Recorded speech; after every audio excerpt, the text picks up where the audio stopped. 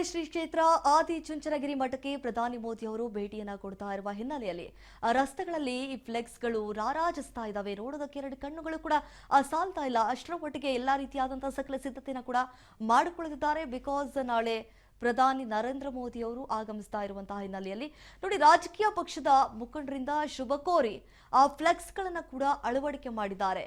Congress, JDS, BJP ನಾಯಕರಿಂದ ಆ ಫ್ಲೆಕ್ಸ್ಗಳನ್ನು ಕೂಡ ಈಗಾಗಲೇ ಅಳವಡಿಸಿದ್ದಾರೆ. ಮತ್ತೊಂದೆಡೆ ಮಠದ ಆವರಣಕ್ಕೆ ಹೋಗೋದಕ್ಕಂತ ಹೇಳಿ ಸಾರ್ವಜನಿಕರಿಗೆ ನಿರ್ಬಂಧ ಹೇರಿದ್ದಾರೆ. ಮಠಕ್ಕೆ ಹೋಗುವ ರಸ್ತೆಗೆ ಬ್ಯಾರಿಕೇಡ್ ಅನ್ನ ಅಳವಡಿಸಿ ನಿರ್ಬಂಧವನ್ನ ಹೇರಲಾಗಿದೆ. ನಾಳೆ ಪ್ರಧಾನಿ ಮೋದಿ ಅವರು ಆಗಮಿಸುವಂತಹ ಹಿನ್ನೆಲೆಯಲ್ಲಿ ಎಲ್ಲಾ ರೀತಿಯಾದಂತಹ ಸಕಲ ಸಿದ್ಧತೆಗಳನ್ನ ಕೂಡ ಅಲ್ಲಿ ಮಾಡಿರುವಂತದ್ದು. ಹಾಗೆ SPG ಇದ್ದ ಈಗಾಗಲೇ ನೋಡಿ, ಭದ್ರತೆಗೆ ಅಂತ ಹೇಳಿ 2,000ಕ್ಕೂ ಹೆಚ್ಚು ಪೊಲೀಸರು ಈಗಾಗಲೇ ನಿಯೋಜನೆ ಮಾಡಿದ್ದಾರೆ.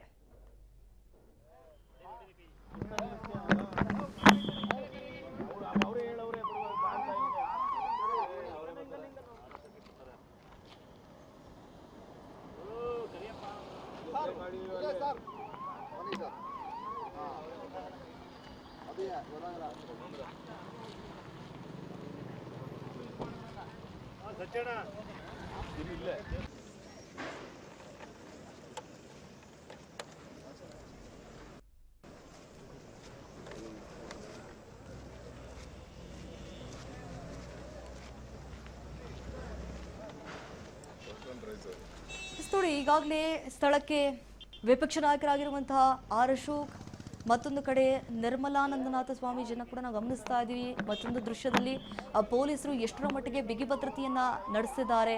ಪೊಲೀಸ್ ವಾಹನಗಳನ್ನ ಕೂಡ ನಾವು ಗಮನಿಸ್ತಾ ಇರುವಂತದ್ದು. ಜೊತೆಗೆ ಈಗ ಸಿಂಗಾರಗೊಂಡಿರುವಂಥದ್ದು ಈ ಫ್ಲೆಕ್ಸ್ಗಳನ್ನ ಅಳವಡಿಸಿದ್ದಾರೆ. ಶುಭವನ್ನ ಕೋರಿರುವಂತಹ ಈ ಫ್ಲೆಕ್ಸ್ಗಳು ಇದಾಗಿತ್ತು. ನಾಳೆ ಪ್ರಧಾನಿ ನರೇಂದ್ರ ಮೋದಿ ಅವರು ಆಗಮಿಸ್ತಾ ಇರುವಂತಹ ಹಿನ್ನೆಲೆಯಲ್ಲಿ ಕಟ್ಟುನಿಟ್ಟಿನ ಕ್ರಮವನ್ನ ಕೈಗೊಂಡಿದ್ದಾರೆ.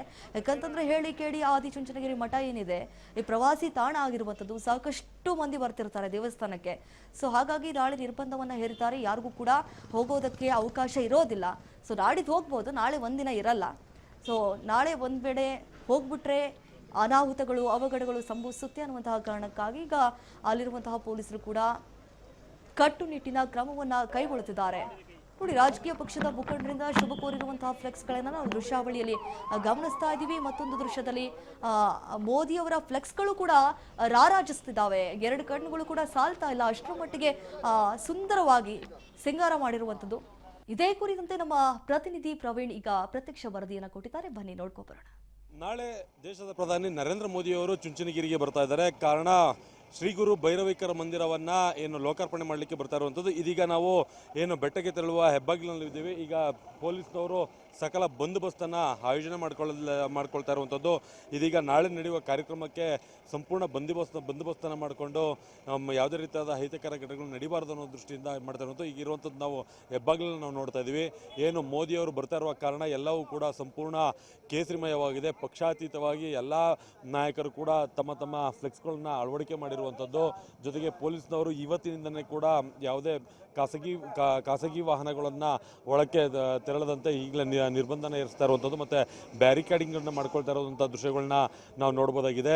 ಯಾಕೆಂದರೆ ಸತತ 10 ವರ್ಷಗಳ ನಂತರ ಶ್ರೀ ಶ್ರೀ ಶ್ರೀ ಶ್ರೀ ಬಾಲಗಂಗಾಧರ ಸ್ವಾಮೀಜಿ ಅವರ ಸಮಾಧಿ ಏನು ಇತ್ತು, ಅಲ್ಲಿ ಒಂದು ಭೈರವೈಕ ಮಂದಿರವನ್ನು ನಿರ್ಮಾಣ ಮಾಡಿ ಅದನ್ನು ಲೋಕಾರ್ಪಣೆ ಮಾಡ್ತಾ ಇದ್ದಾರೆ. ಆ ಒಂದು ಲೋಕಾರ್ಪಣೆಗೆ ಈಗ ಸಕಲ ಸಿದ್ಧತೆಗಳನ್ನು ಮಾಡಿಕೊಳ್ತಾ ಇರುವಂಥದ್ದು.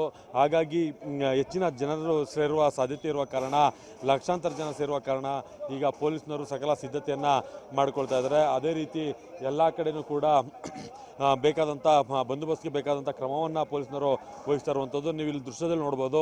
ಇಲ್ಲಿಗೆ ಒಳಗೆ ಪ್ರವೇಶಕ್ಕೆ ಬರುವಂತಹ ವಾಹನಗಳೆಲ್ಲವನ್ನು ಕೂಡ ಅಡ್ಡಗಟ್ಟಿ ವಾಪಸ್ ಕಳಿಸುವ ಕೆಲಸವನ್ನು ಕೂಡ ಮಾಡ್ತಾ ಇರುವಂಥದ್ದು. ಯಾಕೆಂತಂದರೆ ಪ್ರಧಾನಿಗಳು ಬರ್ತಾ ಇರೋದ್ರಿಂದ ಯಾವುದೇ ರೀತಿಯಾದ ಸಮಸ್ಯೆಗಳು ಉಂಟಾಗಬಾರ್ದು ಅನ್ನುವ ದೃಷ್ಟಿಯಿಂದ ಈ ರೀತಿ ಮಾಡ್ತಾ ಇರುವಂಥದ್ದು. ಮುಖ್ಯ ರಸ್ತೆಯಲ್ಲೇ ಈಗ ವೆಹಿಕಲ್ಗಳನ್ನ ತಡೆದು ಅವ್ರನ್ನ ವಾಪಸ್ ಪಾರ್ಕಿಂಗ್ ಸ್ಥಳಗಳಿಗೆ ಕಳಿಸುವ ಒಂದು ಪ್ರಯತ್ನವನ್ನು ಪೊಲೀಸ್ನವರು ಮಾಡ್ತಾ ಇರೋದು. ಒಟ್ಟಾರೆ ಹೇಳೋದಾದರೆ ನಾಳೆ ನಡೆಯುವಂತಹ ಕಾರ್ಯಕ್ರಮಕ್ಕೆ ಸಕಲ ಸಿದ್ಧತೆಯನ್ನು ಮಾಡಿಕೊಳ್ಳಲಾಗಿದೆ. ಆದಿಚುಂಚನಗಿರಿ ಈಗ ಸಂಪೂರ್ಣವಾಗಿ ಸಿಂಗಾರಗೊಂಡಿದ್ದು ಮೋದಿಯವರ ಆಗಮನಕ್ಕಾಗಿ ಈಗ ಎಲ್ಲರೂ ಕೂಡ ಕಾಯ್ತಾ ಇರುವಂಥದ್ದು. ಕ್ಯಾಮ್ರಾ ಪರ್ಸನ್ ರವಿನಂದನ್ ಜೊತೆ ಪ್ರವೀಣ್ ಕುಮಾರ್ ಜೇಟಿ, ಚುಂಚನಗಿರಿ.